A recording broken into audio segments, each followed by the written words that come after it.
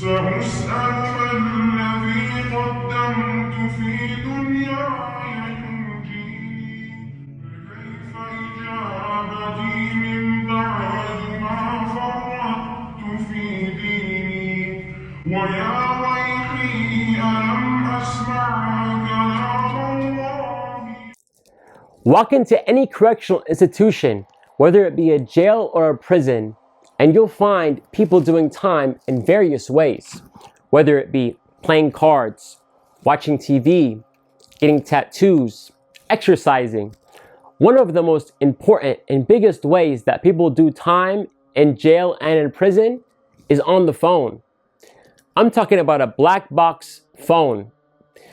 Now, at the jail that I was at, the federal holdover, it was called Johnson County Jail. There was a fight that broke off regarding the phone. It was the Paisas, which are the Hispanics, versus the blacks. There was this one particular Paisa, skinny, scrawny Paisa, who would get on the phone for hours at a time. And this really made the blacks upset. They really didn't like this. And I would intermingle with the blacks, so I knew about this. And I could feel the tension. I knew something was going to happen eventually. And one day, something did. This one scrawny Paisa was on the phone, as usual, for a long period of time.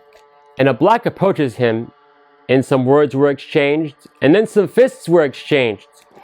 And just like that, the Paisas and the blacks were fighting.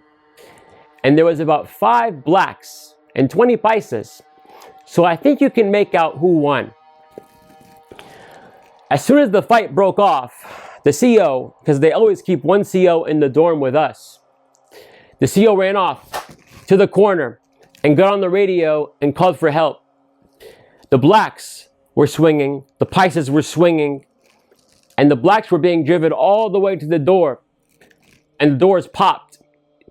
And the blacks were taken out. And the Paisas were there, and they got their medical treatment right there in the pod.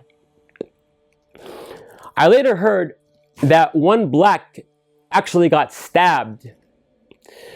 So after this whole event happened, they came in.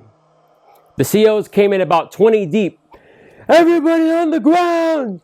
And we were all sleeping, so we jump off our beds and we lay flat on our bellies. One guy was even on the toilet. I don't even know if he got to wipe.